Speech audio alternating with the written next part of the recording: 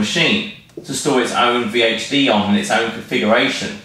So if I had 20 virtual machines, I'd have 20 different LUNs scattered, each of them using up a portion of the space, then a big portion of empty space. So there's a lot of waste, and I don't really want to manage 20 LUNs.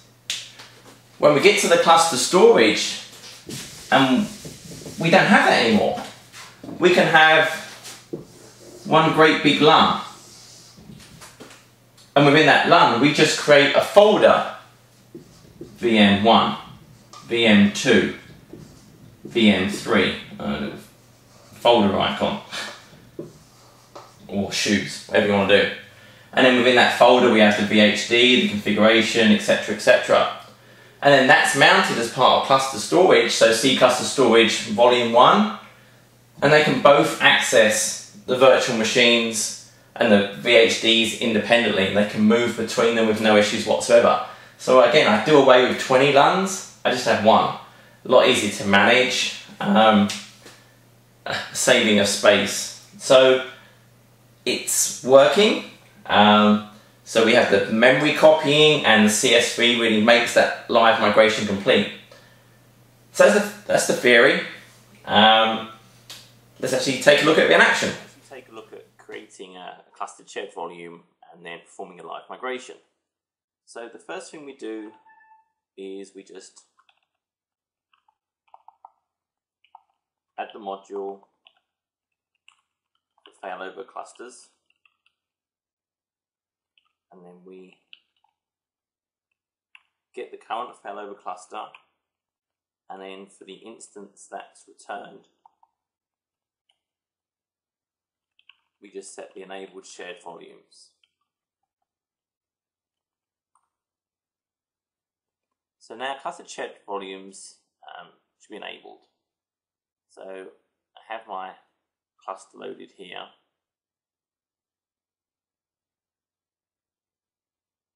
And if I actually bring up, you have to reload the GUI.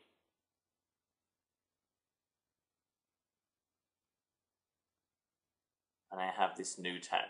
So notice before I didn't have this clustered shared volumes.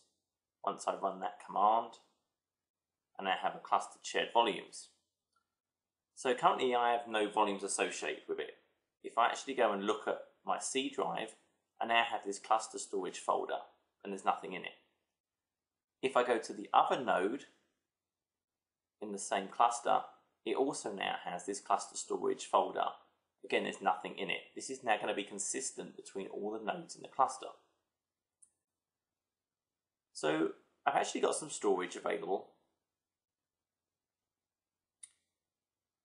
I have 3 separate LUNs.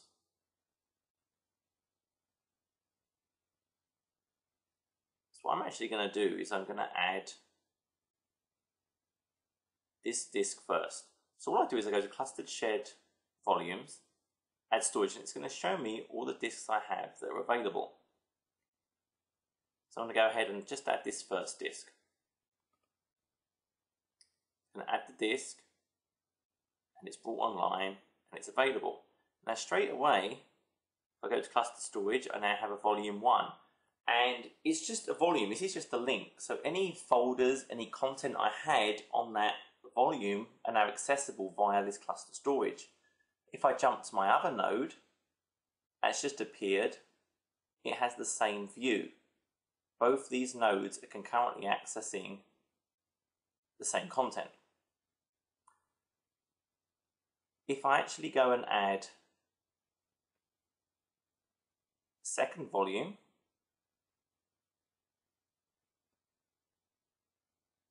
as that's adding, I then just see the other volume. I've got nothing stored on that one, it's just an empty volume. But so as you can see, it's just numerically incremented as I add each disk, it just becomes available here.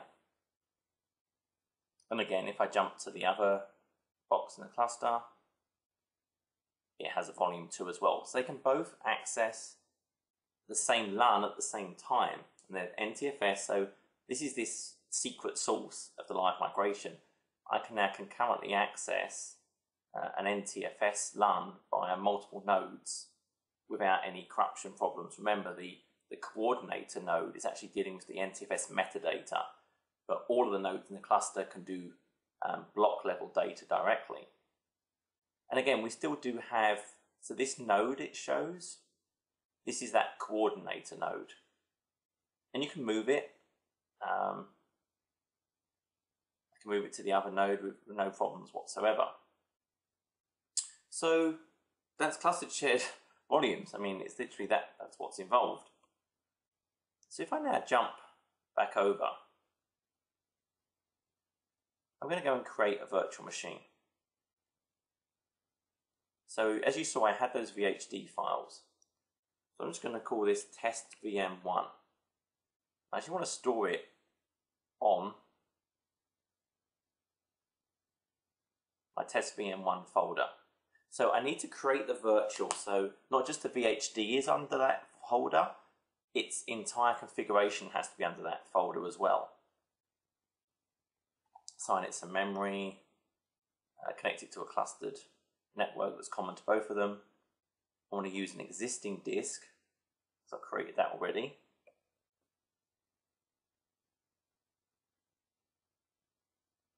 And that's it, so it's creating that now. Again, I can go and create another one. You can't see what I'm doing.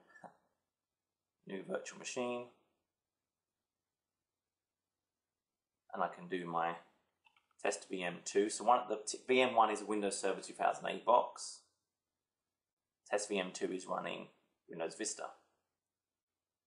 So I'm going to create this one in test VM2. Again, Vista likes a gig at least, no matter what they say. Again, connect it to the network. Already created a disk for it.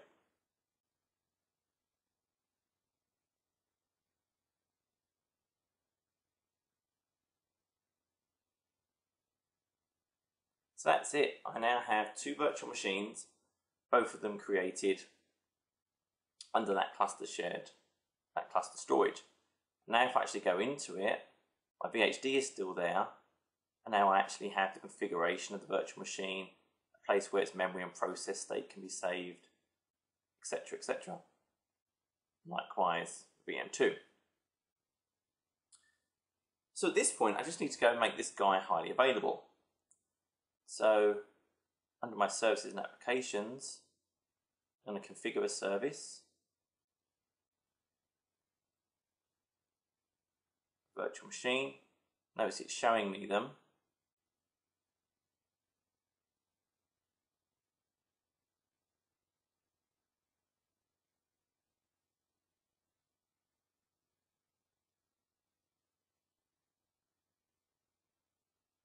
I was successful, and I now have two virtual machines.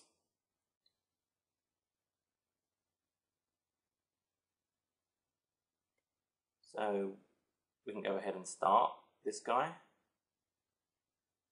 So start test VM, and again I should be able to jump over here, and just like a normal virtual machine,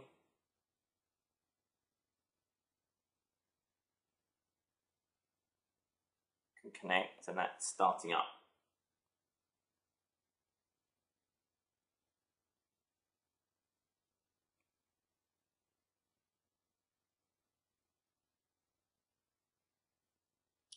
So this is just going to bring up a Windows Server 2008 box.